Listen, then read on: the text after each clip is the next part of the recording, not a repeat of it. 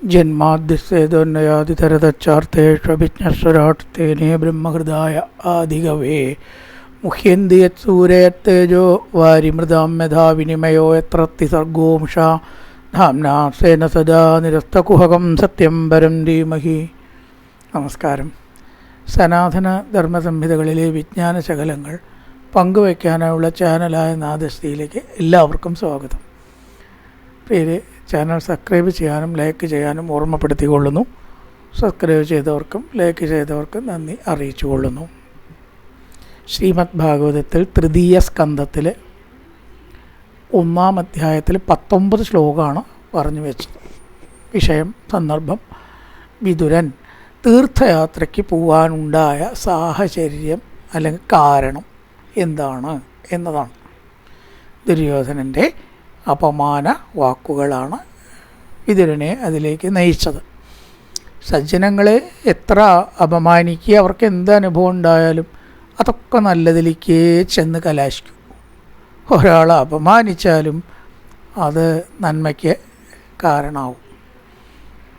വിതുരൻ ഈ പ്രപഞ്ചവാസനകളൊക്കെ നശിച്ച് ഈശ്വരനോടുകൂടി അങ്ങോട്ട് അടുത്തിരിക്കണമെന്ന് ശരീരമാണ് പോകണം, അത്രയേ വേണ്ടൂ ഒന്നാവാനേ.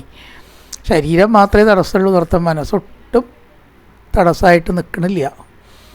അപ്പം അങ്ങനത്തെ അദ്ദേഹം എന്ത് ചെയ്തു, ഇനി ഇവിടെ നിൽക്കുന്നില്ല എന്ന് തീരുമാനിച്ച് എവിടേക്ക് പോയി? മനസ്സപ്പോഴും ആത്മഹത്യക്കോ അല്ലെങ്കിൽ വേണ്ടാത്ത കാര്യങ്ങൾക്കോ ഒട്ടും കീഴ്പ്പെട്ട് പോകാനോ അനുവദിക്കില്ല സജ്ജനങ്ങൾക്ക്. ഈശ്വരനോട് കൂടിയിട്ട് അടുത്ത് ഗാംഭര്യടൻ മേധ്യവിഭക്ത വൃത്തി, നല്ല ഭക്ഷണങ്ങൾ കഴിക്കുക, നിലത്ത് കിടക്കുക, അങ്ങനെ ഒക്കെ വ്രതചര്യ അനുഷ്ഠിച്ച് അധാപ്ലുതോ അതശയന സദാ ആപ്ലുതോ. ചിലർ എപ്പോഴും കുളിക്കുക എന്ന് പറഞ്ഞാൽ കുളിച്ചുകൊണ്ടിരിക്കുകയല്ല, എപ്പോഴും കുളിച്ച അവസ്ഥ, ശുദ്ധമായിട്ടുള്ള അവസ്ഥ. എന്തെങ്കിലും അശുദ്ധി തോന്നിയാൽ അപ്പോൾ വീണ്ടും കുളിക്കും എന്നർത്ഥം, അല്ലാണ്ട് സദാ കുളിക്കുകയല്ലല്ലോ. 3 നേരം എന്തായാലും കുളിക്കുന്നതാണ്. വ്രതകാലത്ത് 3 നേരം കുളിക്കണമെന്നാണ്. സദാ ആപ്ലുതോ അതശയന, നിലത്ത് കിടക്കുക, അവധൂതചര്യ അനുഷ്ഠിക്കുക. അവധൂത എന്ന് പറയുമ്പോൾ ലേശൊരു നേരത്തെ പറഞ്ഞതിന് വിരോധം വരും. ശുദ്ധാശുദ്ധവും ഇല്ല അത്ര അവധൂതനെ. നേരത്തെ അങ്ങനെ ആപ്ലുതോ അവധൂത, ശുദ്ധാശുദ്ധങ്ങൾക്ക് അപ്പുറത്താണ് അവധൂതൻ്റെ ഒരു അവസ്ഥ. അദ്ദേഹത്തിന് ശുദ്ധാശുദ്ധമൊന്നും അവധൂതനെ ഇല്ല എന്നാണ്. എപ്പോഴും ശുദ്ധം എന്ന് പറയുമ്പോൾ അശുദ്ധത്തിൻ്റെയും അപ്പുറത്താണ്. അലക്ഷിത സ്വൈരവധൂത വേഷവും അവധൂതാണ്. പ്രധാനി ചേരേ ഹരിതോഷണാനി, ഭഗവത് സന്തോഷം എവിടെ കിട്ടുമോ അവിടെ പോവുക. ഭഗവത് പ്രവൃത്തി സന്തോഷം ഏതുകൊണ്ട് ഉണ്ടാവുക ആ പ്രവൃത്തി ചെയ്യുക. ഈശ്വരതോഷണം, ഹരിതോഷണം അല്ലാണ്ട് മനസ്സിൽ വേറൊരു ലക്ഷ്യമില്ല എന്നർത്ഥം. തീർത്ഥസ്നാനം കൊണ്ടും പുണ്യക്ഷേത്ര നിഷേവണൈ, പുണ്യക്ഷേത്ര ദർശനം കൊണ്ടും സദാ മനസ്സ് ഭഗവാങ്കൽ നിർത്തി ഒരൽപ്പം ഇളകാതെ അങ്ങനെ സഞ്ചരിച്ചു. ഇതാണ് തീർത്ഥയാത്രയ്ക്ക് പോകാനുണ്ടായ കാരണം. ഇത്തം വ്രജൻ ഭാരതമേവ വർഷം കാലേനയാവൽഗതവാൻ പ്രഭാസം താവച്ഛസാസക്ഷിതിം ഏകചക്രമേകാതപത്രാം അജിതേന പാർത്ഥ. ഇപ്രകാരം ഭാരതവർഷം, ഭാരതം എന്ന് പറയപ്പെടുന്ന ആ പ്രദേശം, വ്രജൻ സഞ്ചരിക്കുന്നവനായിട്ട്, യാവത് കാലേന ഏതൊരു കാലം കൊണ്ട് പ്രഭാസത്തെ പ്രാപിച്ചു. പ്രഭാസ തീർത്ഥം ദ്വാരകയുടെ അടുത്തായിട്ട് വരുന്ന തീർത്ഥമാണ് പ്രഭാസ തീർത്ഥം. അവിടേക്കാണ് പോയി പ്രാപിച്ചുവോ. താവത് ആ കാലത്തിൽ ഏകചക്ര എന്ന് പറയുമ്പോൾ ഒരുവൻ്റെ സൈന്യത്തോടു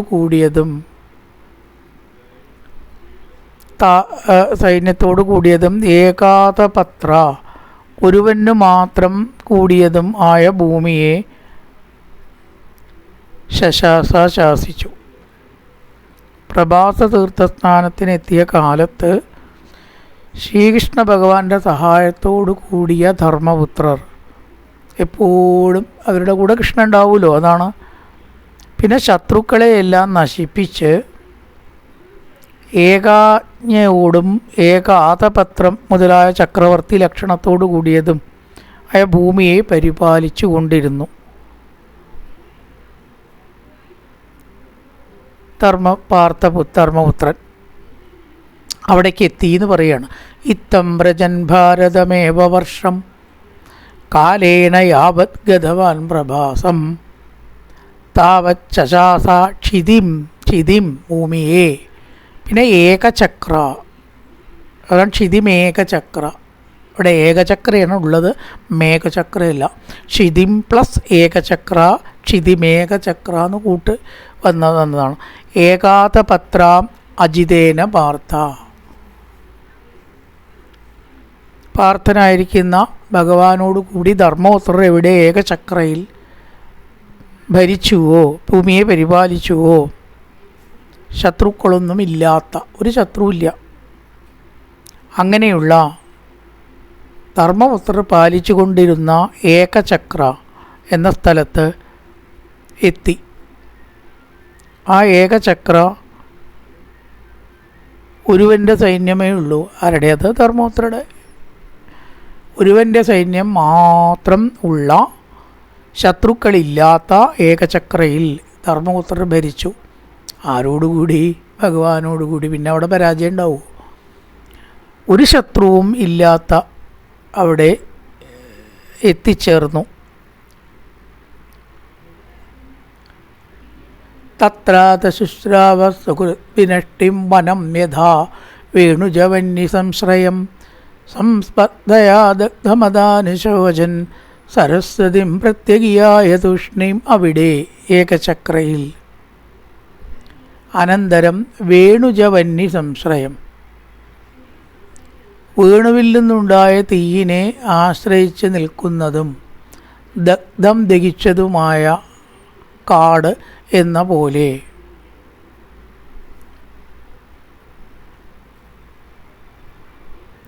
സംസ്പർദ്ധയ അന്യോന്യം മത്സരം കൊണ്ട് നാശത്തെ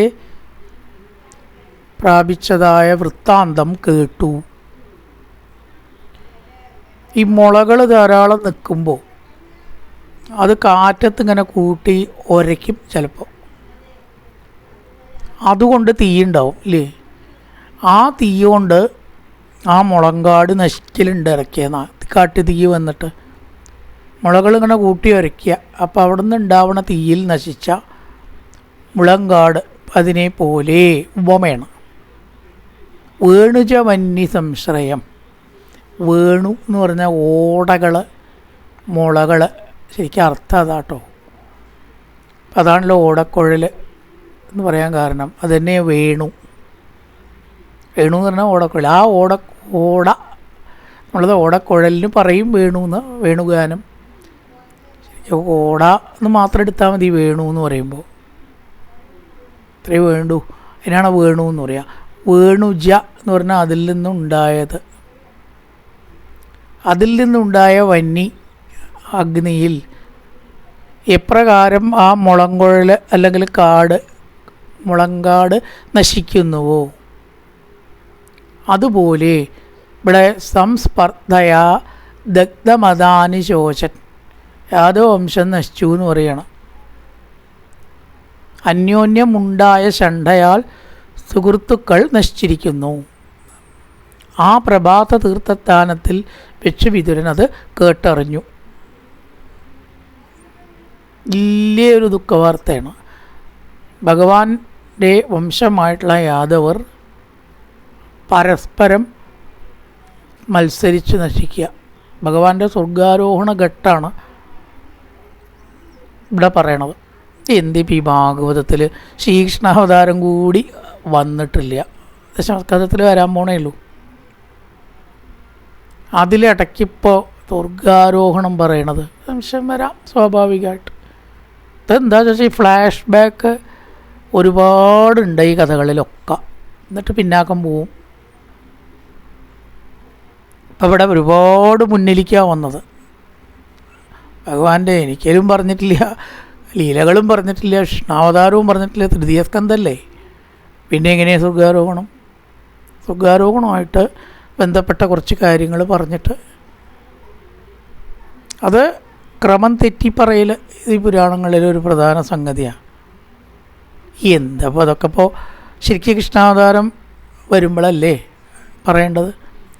അവതാരം വരുമ്പോഴല്ല, അതിൻ്റെ അവസാന ഘട്ടത്തിലാണ് പറയേണ്ടത്. അപ്പോഴാണ് ഈ സംഭവങ്ങൾ ഉണ്ടാവുന്നത്. പക്ഷെ സംഗതിവശാൽ ചില ക്രമം തെറ്റിച്ചിട്ടാണ് കഥകൾ പറയണത്. ക്രമത്തിലല്ല, പല കഥകളും ക്രമത്തിലേ അല്ല പറയുന്നത്. ആ ക്രമം ഇവിടെ സംഗതിവശാൽ എന്തോ പറയേണ്ടതായിട്ട് വന്നു, അതുകൊണ്ടാണ് അങ്ങനെ പറയുന്നത്. വിതുരനും കൃഷ്ണനും യാദവരും സ്വർഗാരോഹണവും എല്ലാം അവസാന ഘട്ടത്തിലാണ് പറയേണ്ടത്. അത് സംഗതിവശാൽ കുറച്ച് പിന്നെ മുമ്പിലേക്ക് പറയുകയാണ്. ഇപ്പോൾ ഇത്രയേ ഉള്ളൂ. ഈ സംഗതികളൊക്കെ ഉണ്ടാവുന്നത് കൃഷ്ണാവതാര കാലഘട്ടത്തിലാണ്. പരീക്ഷിത്ത് ശുഗമഹർഷിയായിട്ട് കാണുന്നതും അത് എല്ലാം കൃഷ്ണാവതാരമായിട്ട് ബന്ധപ്പെട്ടിട്ടാണ്. അവിടുന്ന് വേണമല്ലോ തുടങ്ങാൻ, എന്നിട്ടാണ് കഥ പറഞ്ഞു കൊണ്ടുവരുന്നത്. അങ്ങനെ കൃഷ്ണാവതാര ലീലകളെല്ലാം അവസാനിച്ച് പരസ്പരം കലഹവും മദ്യപാനവും ഉണ്ടായി. ഭഗവാന്റെ വംശത്തിൽ തന്നെ അതുണ്ടായിച്ചാൽ പിന്നെ ബാക്കിയുള്ള കലികാലത്ത് ബാക്കിയുള്ളവർക്ക് അത് ഉണ്ടാവുന്നതിൽ അത്ഭുതമുണ്ടോ? എന്തത് യാദവ വംശം എന്ന് പറഞ്ഞാൽ ചില്ലറയാണോ? ഭഗവാൻ അവതരിച്ച വംശമാണ്. ഇനി ഒരു നല്ല വംശം, ശ്രേഷ്ഠമായിട്ടുള്ള വംശം ഉണ്ടാവാൻ വയ്യ, ജയിക്കുമോ? അവിടെയാണ് മദ്യപാനവും കലഹവും. അപ്പോൾ കലി അവരെ അടക്കം ബാധിച്ചു, പിന്നെ ബാക്കിയുള്ളവരെ ബാധിച്ചതിൽ അത്ഭുതമില്ല. അത് വിതുരൻ അറിഞ്ഞു എന്നുള്ള കഥാഭാഗത്തേക്ക് സംഗതി വശാൽ കൊണ്ടുപോവുകയാണ്. ഒരുപാട് മുന്നിലേക്കാണ് കഥ. അപ്പോൾ അവിടേക്കൊന്നും എത്തിയിട്ട് തന്നെ ഇല്ല സത്യം പറയാച്ച.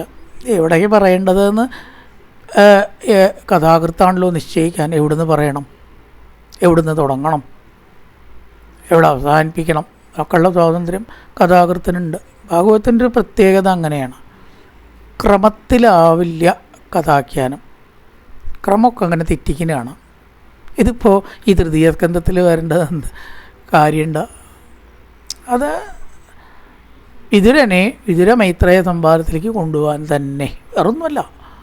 വിതുരമൈത്രേയ സംവാദത്തിലേക്ക് കൊണ്ടുപോയിട്ട് വേണം സൃഷ്ടി, വരാഹാവതാരം മുതലായിട്ടത് പറയാൻ. കപിലോപദേശം, കപിലാവതാരം ഒക്കെയാണ് തൃതീയ സ്കന്ധത്തിലെ വിഷയങ്ങൾ. ആരെ കൊണ്ടാണ് പറയിപ്പിക്കണം? മൈത്രേയ ഉവാച. അതാണ് വിതുരമൈത്രേയ സംവാദം. അപ്പം അതിനുവേണ്ടി കുറച്ച് വിതുരൻ്റെ കഥയിലേക്ക് വന്നു. വിതുരൻ്റെ കഥയിലേക്ക് വരുമ്പോഴോ കൃഷ്ണൻ ഇവിടുന്ന് പോയ കഥയിലേക്ക് വന്നു. ആ ഒരു കാലഘട്ടത്തിലാണ് വിതുരമൈത്രേയ സംവാദം ഉണ്ടാവുന്നത്. അപ്പോൾ പിന്നെ അങ്ങനെയല്ലേ പറയാൻ പറ്റും.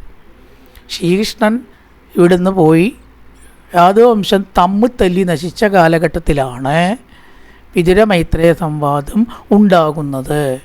ആ വിതുരന് മൈത്രേയ മഹർഷി പറഞ്ഞു കൊടുക്കുന്നതായിട്ടാണ് ഇനി നമുക്കിവിടെ പറയേണ്ട വിഷയം. കപിലാവതാരം, സൃഷ്ടി, വരാഹ അവതാരം. അതിനുവേണ്ടിയാണ് കഥ ഇങ്ങനെ കൊണ്ടുപോകുന്നത്. കൂടി പറയേണ്ട ആവശ്യം വരും. കൺഫ്യൂഷൻ വരും. ഈ കൃഷ്ണൻ ഇവിടുന്ന് പോയി എന്നൊക്കെ ഇപ്പോൾ പറയണത് കൃഷ്ണൻ വന്നിട്ട് തന്നെ ഇല്ല ദശമസ്കന്ധ കഥപ്രകാരം. അപ്പം അതിന് വിതുരമൈത്രേയ സംവാദത്തിൽ കൂടെ വരാഹ അവതാരം, അതുപോലെ കപിലോപദേശം ഒക്കെ കൊണ്ടുവരാനാണ് പറഞ്ഞു കൊടുക്കുന്നത്. ആരാ? പക്ഷെ മൈത്രേയനാണ്. ആർക്ക്? വിതുരന്. അപ്പം അവരെ പറ്റി പറയണ്ടേ, അതിനാണ് സന്ദർഭം ഇങ്ങനെ ഘടിപ്പിച്ചത്. അതുകൊണ്ട് ഇതൊക്കെ കൃഷ്ണാവതാരത്തിൽ വരുന്ന സംഭവങ്ങളാണ്. എന്തായാലും സംസ്പർദ്ധയാ ദഗ്ധം, സ്പർദ്ധ കൊണ്ട് ഓട തമ്മിൽ ഉരസി നശിക്കുന്നത് പോലെ ദഗ്ധം, നശിച്ചു. അതാ അനുശോചൻ, വിതുരൻ അതിൽ വളരെ ദുഃഖമുണ്ടായി. വിതുരൻ, ഉദ്ധവൻ ഇവരൊക്കെ യാദവവംശ യദുകുല നാശത്തിൽ ദുഃഖിക്കുന്നവരാണ്. സരസ്വതി നദീതീരത്തെത്തി സരസ്വതിം പ്രത്യകിയായ തൂഷ്ണിം. ദുഃഖം സഹിക്കവയ്യാതെ കൃഷ്ണൻ ഇവിടുന്ന് പോയാൽ ദുഃഖം ഇല്ലാണ്ടിരിക്കുമോ കൃഷ്ണഭക്തന്മാർക്ക്? അതിലും വലിയ ദുഃഖം വേറെ എന്താ ഉള്ളത്? തൂഷ്ണിം, മൗനമായി എന്നാണ് അർത്ഥം. തൂഷ്ണിം ആയിട്ട് മിണ്ടാതെ ഇരുന്നു. ഈ യാത്ര ചെയ്തു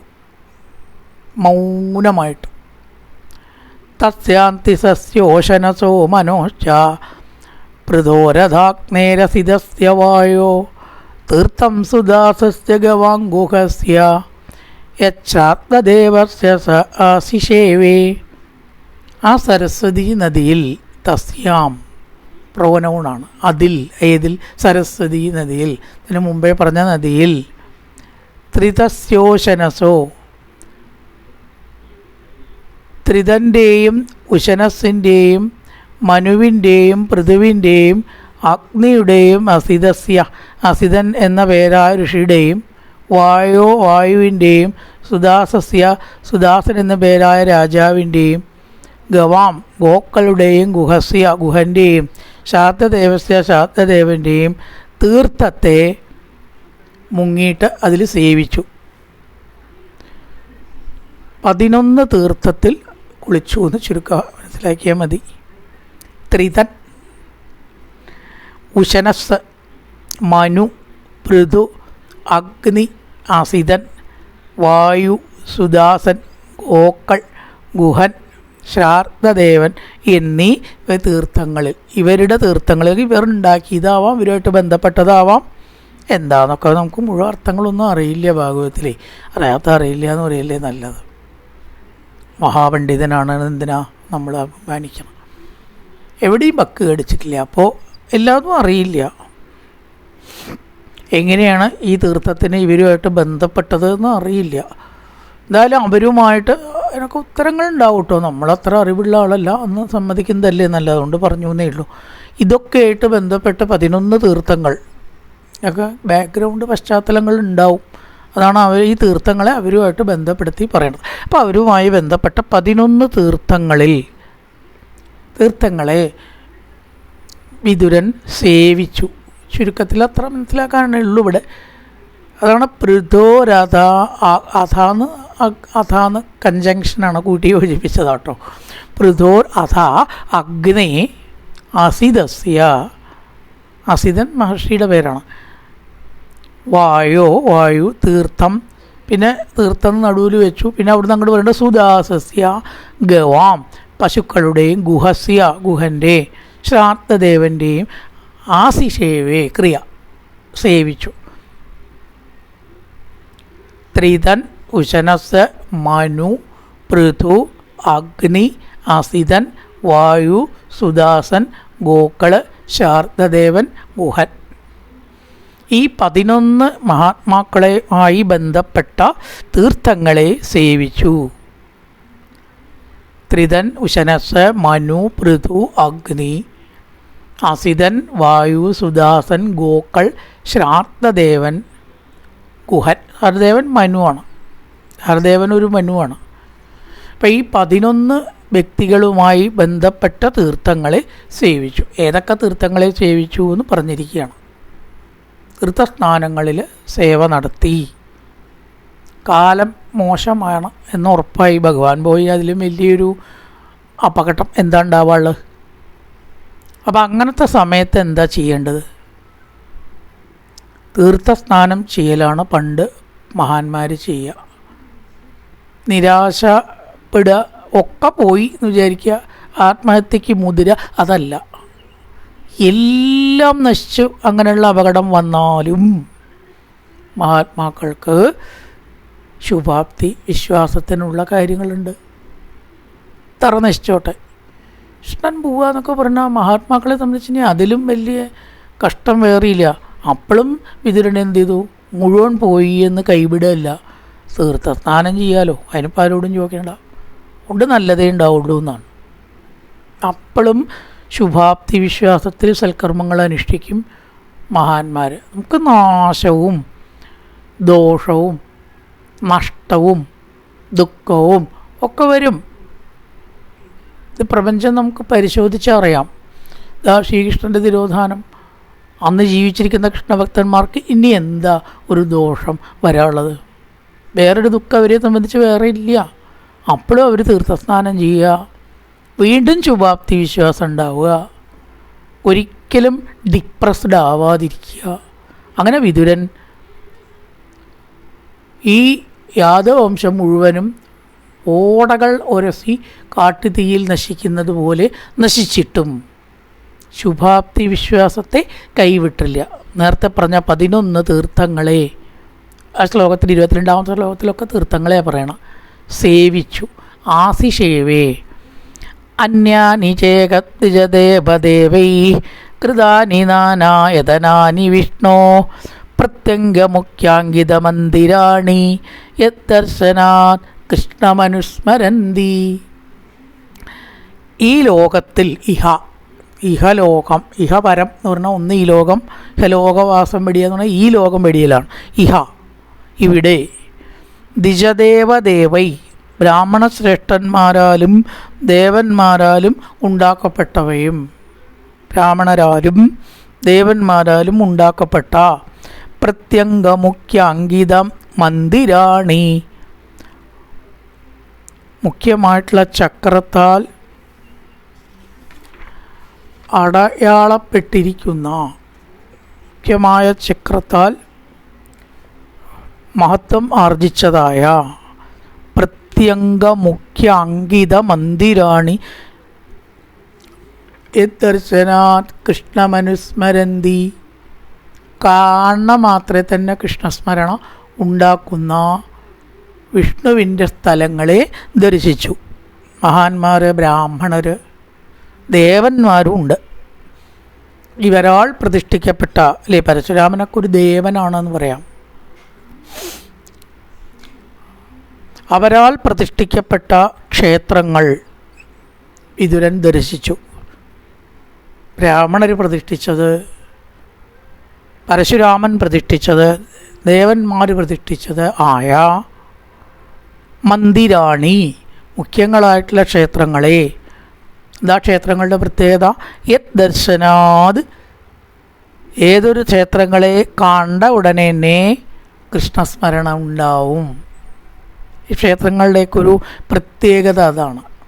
ഗുരുവായൂർ എന്ന് കേൾക്കുമ്പോൾ തന്നെ കണ്ണനെ, കൃഷ്ണനെ നമുക്ക് ഓർമ്മ വരണു.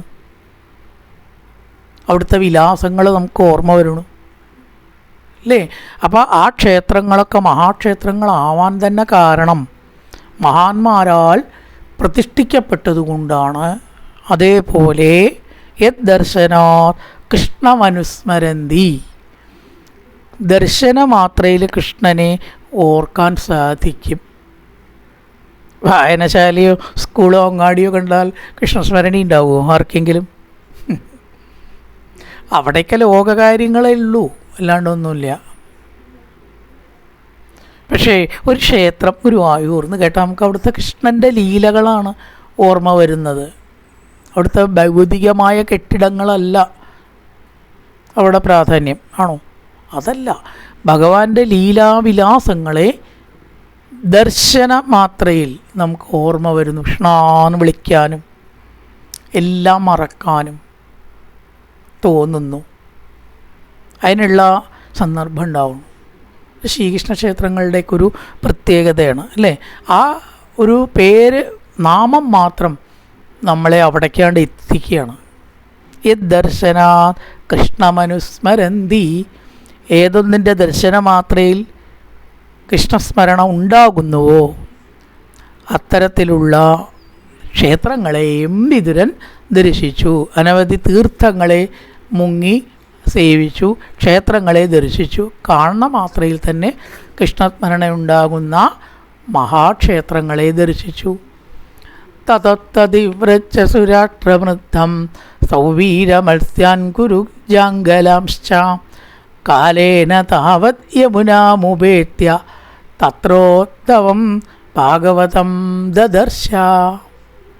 ഇതിനു വേണ്ടിയിട്ടാണ് ഇപ്പോൾ ഇതൊക്കെ പറയണത് കേട്ടോ. തതത്തതിവ്രജ, പിന്നെ അതിനെയൊക്കെ കടന്ന് ചില പ്രദേശങ്ങൾ, ഇന്ന് പറഞ്ഞ പ്രദേശങ്ങൾ തന്നെയാണത്. പണ്ട് പറഞ്ഞ പ്രദേശങ്ങൾ, പണ്ടത്തെ പേര് മത്സ്യാൻ, മത്സ്യദേശം. സൗവീരം, സൗവീരം എന്ന് പറഞ്ഞിട്ടുള്ള രാഷ്ട്രം. കുരുജാങ്കലാൻ, കുരുദേശങ്ങൾ. ചില സ്ഥലത്തൊക്കെ രാജസ്ഥാനാവാം, മരുഭൂമി ഉള്ളതാണെന്നാണ്. അതുകൊണ്ട് ഈ യാത്ര ചെയ്ത കൂട്ടത്തിൽ അതിനെ കടന്നിട്ട്, അതിപ്രജ്യ കടന്നിട്ട്, കാലേന ക്രമത്തിൽ യമുനാ തീരത്ത് എത്തി. വടക്കേ ഇന്ത്യയിലത്തെ സ്ഥലങ്ങളാണ് എന്ന് ഉറപ്പായി. യമുനയൊക്കെ അവിടെയാണ്. വടക്കേ ഇന്ത്യയിൽ യമുനാമുപേത്യ, യമുനാ നദിയെ പ്രാപിച്ചിട്ട് അവിടെ ആരെ കണ്ടു? ഉദ്ധവനെ കണ്ടു. തത്രോദ്ധവം ഭാഗവതം ദദർശ. ഉദ്ധവം ഭാഗവതം ഉദ്ധവം ദർശ. ഭാഗവതനായിട്ടുള്ള ഉദ്ധവനെ ആദ്യം കണ്ടു. ഇവിടുന്ന് അങ്ങോട്ട് ഒരു 4 അധ്യായം ഇതടക്കം ഇവിടുന്ന് അങ്ങോട്ട്, ഈ അധ്യായം കൂടാതെ 3 അധ്യായം, 24-ാം ശ്ലോകം മുതൽ വിതുരോദ്ധവ സംവാദം എന്ന് പറഞ്ഞിട്ടൊരു ഭാഗമാണ്. ഉദ്ധവനോട് വിതുരൻ സംസാരിച്ച കാര്യങ്ങൾ. എന്നിട്ടേ മൈത്രേയരിലേക്ക് എത്തുന്നുള്ളൂ. ആദ്യം ആരെ കാണുന്നത്? ഉദ്ധവനെയാണ് കാണുന്നത്. മഹാഭക്തനായിട്ടുള്ള ഉദ്ധവനെ. രണ്ടാളും ഭക്തന്മാരാണ്. ഉദ്ധവൻ എവിടേക്കാ ഭക്തി കൊണ്ട് എത്തിയ ശല്യ പറയുക, അത്ര ഉയരത്തിലെത്തിയ ആളാണ്. ഭക്തിയാണ് ഉയരത്തിന് അടിസ്ഥാനേ. ഭൗതികമായിട്ട് കുറച്ച് കാര്യങ്ങളുണ്ടായതുകൊണ്ട് അതൊക്കെ ഇവിടെ ഉണ്ടായിട്ട് ഇവിടെ ഇട്ട് പോകേണ്ടതാണ് അല്ലേ. അങ്ങോട്ട് കൊണ്ടുപോകാൻ എന്തേ കിട്ടുള്ളൂ? ഇങ്ങനത്തെ കാര്യങ്ങളെ കിട്ടും. ഓർക്കണം എപ്പോഴും. അപ്പോൾ അത്രയും ഉയരത്തിലെത്തിയ ആളാണ്. സമ്പാദ്യം എന്താ? ഭക്തിയാണ്. ഉദ്ധവന് അതേപോലെ വിതുരനും വെറുതെ കിട്ടൂല കേട്ടോ. വെറുതെ ഒന്നും കിട്ടില്ല, അങ്ങാടിയിൽ നിന്ന് കിട്ടണ സാധനമല്ലാതെ. അപ്പോൾ 2 ഭക്തന്മാരാണ് കൂടിച്ചേരണത്. അവിടെ ഭക്തിയുടെ ഒരു നല്ല തരംഗം ഉണ്ടാവാതിരിക്കുമോ? താവത്തത്ര ഭാഗവതം ഉദ്ധവം. ഭഗവത് ഭക്തനായിരിക്കുന്ന ഉദ്ധവനെ കണ്ടു. തതസ്തതിവ്രച്ച സുരാഷ്ട്രമൃദ്ധം സൗവീരമത്സ്യാൻ കുരുജാംഗലാംശ്ച കാലേന താവത് യമുനാമുപേത്യ. താവത് പ്ലസ് യമുനയാണ് താവത് യമുന കൂട്ടിച്ചേർന്ന് വന്ന താവത് പ്ലസ് യമുന, യമുനാം ഉപേത്യ, യമുനയെ എന്നുള്ള 2ാമത്തെ വിഭക്തി. താവത് യമുനാമുപേത്യ തത്രോദ്ധവം ഭാഗവതം ദദർശ. പിന്നെയാണ് മൈത്രേയരെ കാണുന്നത്. ആദ്യം ഉദ്ധവനെയാണ് കാണുന്നത്. മഹാഭക്തനായിട്ടുള്ള ഉദ്ധവൻ 2 ഭക്തന്മാരും കൂടിയാണ് കണ്ടു. പിന്നെ എന്തേ പറയാനുണ്ടാവുള്ളൂ? കൃഷ്ണൻ്റെ കാര്യം അല്ലാണ്ട് ഉണ്ടാവും. അങ്ങാടിയിലത്തെ കാര്യം പറയണോ അവർ? ഈശ്വര കാര്യങ്ങളല്ലാതെയോ അതൊന്നും അവർക്ക് പറയാനില്ല. മനോഹരമായിട്ടുള്ള ഒരു തരംഗം തന്നെ അവിടെ ഉണ്ടായി. സ വാസുദേവാനുചരം പ്രശാന്തം ബൃഹസ്പതേ പ്രാക്തനയം പ്രതീതം ആലിംഗ്യ ഗാഠം പ്രണയേന ഭദ്രം സ്വാനാമപൃച്ഛൽ ഭഗവത് പ്രജാനാം. സാ വാസുദേവാനുചരം പ്രശാന്തം. വാസുദേവനെ തന്നെ അനുസരിക്കുന്ന ശാന്തമായിട്ടുള്ള ബൃഹസ്പതിയുടെ ശിഷ്യൻ. ബൃഹസ്പതി എന്ന് പറഞ്ഞാൽ ജ്ഞാനത്തിൻ്റെ അങ്ങേയറ്റത്തെ ആളാണ്. ബൃഹസ്പതി ദേവന്മാരുടെ ഗുരുവാണ് അല്ലേ. അപ്പോൾ അറിവിൻ്റെ അങ്ങേയറ്റത്ത് നിൽക്കുന്ന ബൃഹസ്പതിയുടെ ശിഷ്യൻ, അല്ല ഗുരുനാഥൻ്റെ ശിഷ്യനാവുക. ആചാര്യോരണി രാധ്യസ്യ വന്ദേസാതുത്തരാരണി. ആചാര്യനാകുന്ന മരവും ശിഷ്യനാകുന്ന മരവും കൂടിക്കടഞ്ഞാൽ ജ്ഞാനമാകുന്ന അഗ്നി ഉണ്ടാവണു. ഏകാശത്തിൽ പറഞ്ഞിട്ടുണ്ട്. അപ്പം ഇവിടെ 2ഉം അതിഗംഭീരന്മാരാണ്. ഗുരു അതെ, ശിഷ്യനും അതെ. പ്രാക്തനയം പണ്ട് ശിഷ്യത്വം സ്വീകരിച്ചാൽ, പ്രാക്തന പറഞ്ഞാൽ പഴയ കാലത്ത് ബൃഹസ്പതിയുടെ ശിഷ്യത്വം സ്വീകരിച്ചവനും വാസുദേവാനുചരം, വാസുദേവനായിട്ടുള്ള ഭഗവാനെ തന്നെ സദാ പിന്തുടരുന്നവനും അനുസരിക്കുന്നവനും ആയ ഉദ്ധവനെ കണ്ടു. ആലിംഗ്യഗാഠം പ്രണയേന ഭദ്രം. ആലിംഗനം ചെയ്തു. ഉദ്ധവാന്ന് വിളിച്ചിട്ടാണ് ആലിംഗനം ചെയ്യണം. കാണാൻ തരായില്ലോ, ഭാഗ്യണ്ടായില്ലോ എന്ന് പറയണം. സ്വാനാമ പൃച്ഛത് ഭഗവത് പ്രജാനാം. ഭഗവാനെ കുറിച്ചാണ് ചോദിച്ചു. വേറെ ഒന്നും ചോദിക്കാനില്ല, ഒന്നും അറിയും വേണ്ട. ആ കൃഷ്ണൻ്റെ വർത്തമാനം എന്തൊക്കെയാണോ ഉദ്ധവാന്നാണ് ചോദിക്കുകയാണ്. ഭക്തിയിൽ അങ്ങോട്ട് ആറാടിയിട്ടേ ഗാഠം ആലിംഗ്യ, മുറുക കെട്ടിപ്പിടിച്ചിട്ട്, സ്വാനാം ഏറ്റവും ഇഷ്ടമുള്ള ആളെ കെട്ടിപ്പിടിക്കുക അല്ലേ. അല്ലാത്തവരെയൊക്കെ ഷെയ്ക്കൻഡ് കൊടുക്കുക, തലയാട്ടുക, അങ്ങനെയൊക്കെ ചെയ്യുക. നമ്മൾ ഇരിക്കാൻ പറയുക, അതൊന്നുമല്ല, അത്രയൊന്നും പോരാ. ആ ഉദ്ധവനെ കണ്ടപ്പോൾ സ്വാനാം പ്രണയേന ഗാഠമാലിംഗ്യ, ആ ആലിംഗനം ചെയ്തു. കണ്ണടച്ചാണ്ട് ആസ്വദിക്കുകയാണ് ഭക്തൻ്റെ അംഗസ്പർശം. ആസ്വദിക്കേണ്ടതാണെന്നാ.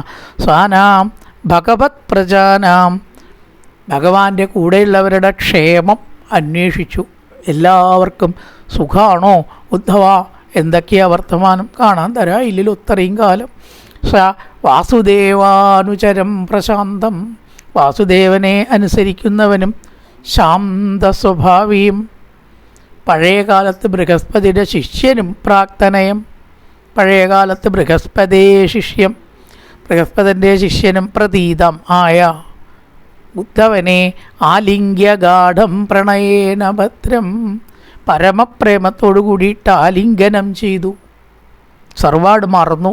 സാനാമപൃച്ഛർ ഭഗവത് പ്രജാനാം, ഭഗവാന്റെ ആളുകൾ ആരൊക്കെയുള്ള വെച്ചാൽ അവരെക്കുറിച്ചെല്ലാം കുശല പ്രശ്നം ചോദിച്ചു വിതുരൻ ഉദ്ധവനോട്. ഞാൻ ചോദിച്ച കാര്യങ്ങൾ, അതിൻ്റെ ഉത്തരം എല്ലാം തുടർന്നുള്ള ശ്ലോകങ്ങളിൽ വർണ്ണിക്കുകയാണ്. കായേന വാച മനസേന്ദ്രിയേർവാ ബുദ്ധ്യാത്മനാവാ പ്രകൃതേ സ്വഭാവാത് കരോതി യത്യത് സകലം പരസ്മൈ നാരായണായേതി സമർപ്പയാമി.